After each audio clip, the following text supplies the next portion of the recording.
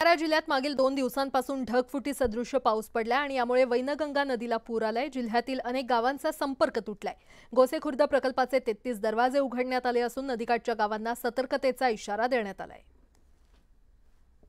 भंडारा जिल्ह्यात मागील 2 दिवसापासून सतत पाऊस पडत असल्यामुळे भंडारा जिल्ह्यात आज पूर परिस्थिती निर्माण झालेली आहे। आपण बघू शकतो, आपण वैनगंगा नदी या ठिकाणी आहोत। हा कारदा येथील ब्रिटिशकालीन पूल आहे। या पुलावरून पाणी वाहत आहे।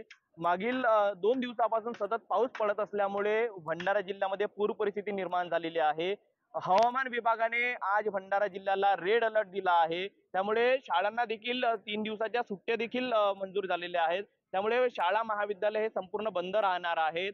तर आज वैनगंगा नदीला पूर आल्यामुळे अनेक नदी नाले जे आहेत हे तुडुंब भरून वाहत आहेत। त्यामुळे अनेक गावांच्या मुख्यालयाशी संपर्क सुद्धा तुटलेला आहे। त्यामुळे वैनगंगा नदीची ही पूर परिस्थिती नियंत्रणात ठेवण्यासाठी जिल्हा प्रशासन अलर्ट मोडवर आलेला आहे।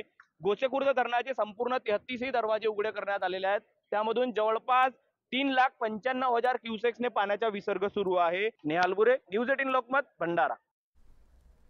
मुसळधार पावसामुळे गोंदियामध्ये पूरस्थिती निर्माण झालेली आहे। शहरातील सूर्याटोला परिसरात असलेला बांध तलावही ओव्हरफ्लो झालाय। यामुळे रस्त्याला तळ्याचं स्वरूप आलं असून अनेकांच्या घरात पाणी शिरलंय आणि त्यामुळे नागरिकांच्या घरातील साहित्याचं नुकसान झालंय। गोंदिया जिल्ह्यामध्ये काल मुसळधार पाऊस झालेला आहे आणि याच मुसळधार पावसाचा फटका गोंदिया जिल्ह्याला पडला आहे आणि या पावसामुळे गोंदिया जिल्ह्यात पूर परिस्थिती निर्माण झाली होती। मात्र काल रात्रीपासून पावसाने विश्रांती घेतली आहे। मात्र विश्रांती घेतल्यानंतर गोंदिया शहरातील असलेल्या सूर्यटोला परिसरात असलेला बांधतलाव हा ओव्हरफ्लो झाल्यामुळे आजचा पाणी आता रस्त्यावर येऊ लागलेला आहे आणि रस्त्याला तळ्याचा स्वरूप निर्माण झालेला आहे। त्याचप्रमाणे हा पाणी लोकांच्या घरातही शिरलेला आहे। त्याचप्रमाणे पाहिलं की या रस्त्यावरून मोठ्या प्रमाणात लोकांचा ये-जा करणं आहे आणि विद्यार्थी पण या रस्त्याने ये-जा करत आहे। त्यामुळे या ठिकाणून येणाऱ्या लोकांना आपला जीव मुठीत घेऊन ये-जा करावा लागत आहे। मात्र प्रशासनाने लवकरात लवकर या ठिकाणी येऊन या पाण्याचा निसर्ग करावा आणि या परिसरातील रस्ता सुखरूप करावा अशी मागणी या ठिकाणी आता परिसरातील नागरिक करत आहेत। रवी सपाटे, न्यूज 18 लोकमत, गोंदिया।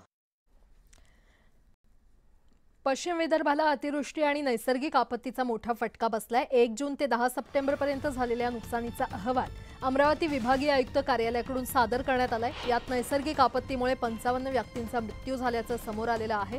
पुरात बुडून 39 तर वीज कोसळून 10 आणि अंगावर भिंत कोसळल्यानं 3 तर इतर कारणांनी 3 व्यक्तींचा मृत्यू झालाय। मुसळधार पावसामुळे निर्माण झालेल्या या पूर परिस्थितीमुळे 377 जनावरं दगावली असून 4,308 घरांची पडझड झाली आहे। सततच्या पावसामुळे तब्बल 2,52,000 हेक्टरवरील पिकाचं नुकसान झालंय आणि यात सर्वाधिक नुकसान 1,75,000 हेक्टरवर यवतमाळ जिल्ह्यात झालंय।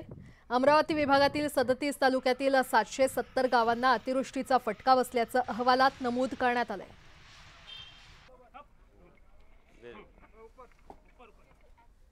देवतारी त्याला कोण मारी या म्हणीचा प्रत्यय गडचिरोली जिल्ह्यामध्ये दिसून आलाय। भामरागड तालुक्यात सध्या पुराचं थैमान सुरू असून बोटीच्या सहाय्यानं पूर आलेला गुंडेनूर नाला हा पार करण्याच्या प्रयत्नात 2 जण असताना प्रवाहात बोट उलटली। त्यातून एक युवक कसाबसा बाहेर पडला तर दुसरा पाण्यातून वाहून गेला। तो न सापडल्यानं त्याचा मृत्यू झाला असं समजून त्याचा मृतदेह शोधण्यासाठी गावकऱ्यांनी शोध मोहीम सुरू केली आणि काही किलोमीटर अंतरावर हा इसम तुडुंब भरलेल्या नाल्याच्या मधोमध झाडावर अडकून होता। गावकऱ्यांना पाहून त्यानं आवाज दिला आणि त्यानंतर गावकऱ्यांनी धाव घेत त्याचा बचाव करत त्याला दोरीच्या सहाय्यानं जीव धोक्यात घालून बाहेर काढलं। दलसू पोडादी हा इसम 2 रात्र 1 दिवस तब्बल 36 तास पुराच्या पाण्यातल्या झाडामध्ये अडकून होता आणि अखेर गावकऱ्यांच्या मदतीनं त्याचा जीव वाचलाय।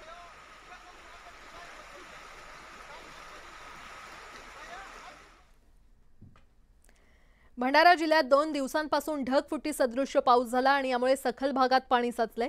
मुसळधार पावसामुळे शेतातील उभं पीक जमीनदोस्त झालंय। धान कुजून खराब होण्याची दाट शक्यता असून परिणामी उत्पादनात घट होणार असल्यानं शेतकरी आर्थिक संकटात सापडलाय।